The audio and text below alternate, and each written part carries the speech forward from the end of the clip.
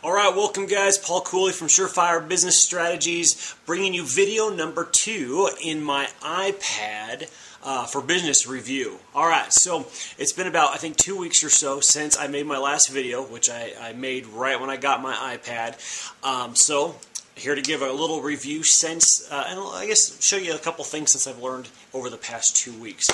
First is I got a cover here, and this kind of works as, I don't know if you see this, a folder deal, and I got this, and I'll put the link down below from, what was it, handhelditems.com. Now they have some very good prices on different covers.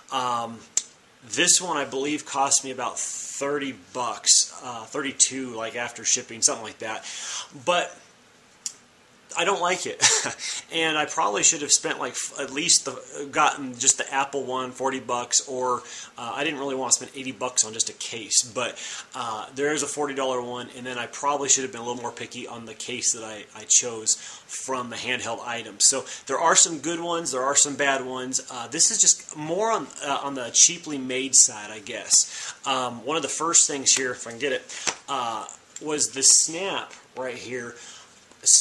I guess there's cardboard in here, and when I pulled the snap, like I could feel this snap come loose from the cardboard, so you just gotta have to be a little more careful in snapping it.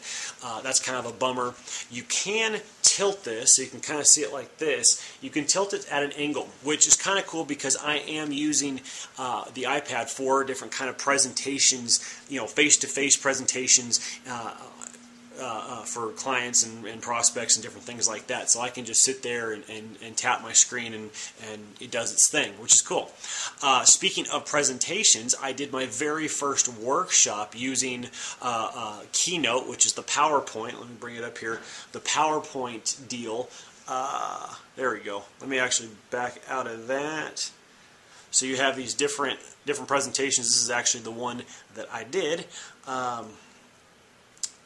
I was told that Keynote was really complicated. I'm making things happen here. It really wasn't. I really enjoyed working with Keynote, with the different kind of automations and animations and different things like that. It was pretty cool. And so I was able to do a workshop for about 30 people or so. The one thing that I was kind of concerned about, because I definitely wanted to do my homework and find out some reviews and stuff, was what's it take to connect an iPad to a projector. And basically the answer is this bad boy here. It was a VGA cable. And this, because the iPad, at least this first generation iPad, does not have any USB ports, and that is a bummer. I'm shocked and amazed that Apple did not put that on the first one. So maybe second generation it will. But so you need this VGA cable to where it hooks in to where you would to the connection where you'd either sync it up with your iTunes account or the battery charger. So this is basically the only plug you have. So, as I almost dropped my iPad. Okay, so that plugs in there, and then you have the connection for the PowerPoint deal. And I'll tell you, it was a piece of cake. I plugged it in, adjusted one setting on the actual projector, and boom, it shot up. So I was very happy with that. Now, what I've done also, because we're talking business here, I found some pretty cool apps that I'm excited about, and I put a list down below. I would love to hear if you know of others or have used others. Please comment below and let me know ones that you recommend, ones you don't recommend. A couple things that definitely I've told some people have asked me about. They're thinking about getting an iPad, and so they're like, well, what should I do as far as which model, which this, that, and the other? You know, it really just depends on what you're going to use it for.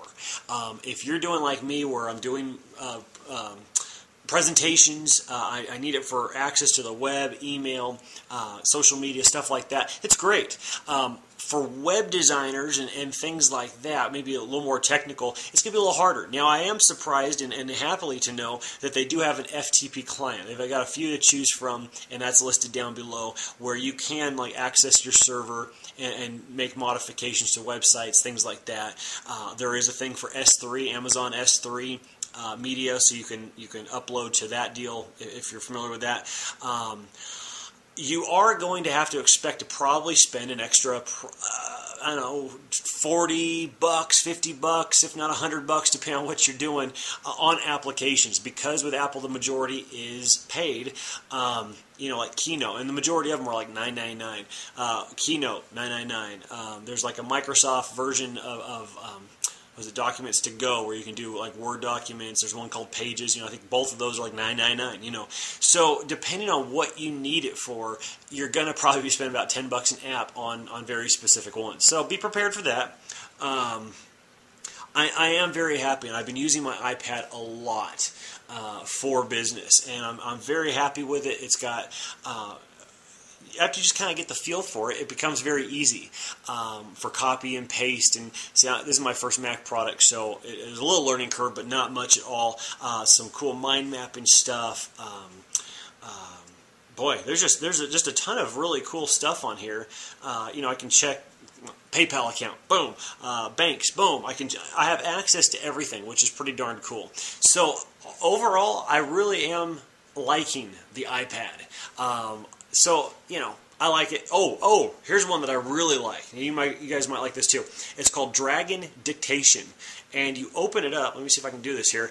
You open it up, and you can actually see that I might have some words already on there. But you seriously, you tap this button. Tap the button. Oh, maybe I've got to get out of this one. Hold on here. You tap the button. There we go. And you see me talking, and you might see little red bars jumping up and down there. It's actually recording what I'm saying and transcribing it into written word, which is pretty darn cool. So all I do is tap it, it stops, and then everything that I just said is being processed right there. Now, it is pretty darn accurate. There are going to be some words that are misspelled or just flat out not what you said. But, if you don't like writing, this could be a really cool way to do it. Speak whatever you're doing, even writing a blog post. Speak it, and then go in and edit it. I mean, pretty darn cool. So I do like that app, too. So that's pretty cool. But for business overall, it really is a good tool.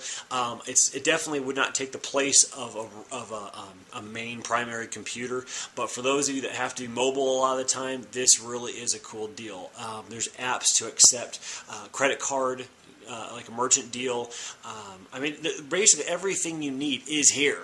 But it just kind of depends on what you're doing. So iPad is a cool deal. It really depends on which model you want to get and what you're using it for. I did not go with the 3G just because I'm not with AT&T. I didn't want to spend an extra $30 when I have other ways of doing that. So, I didn't go with that.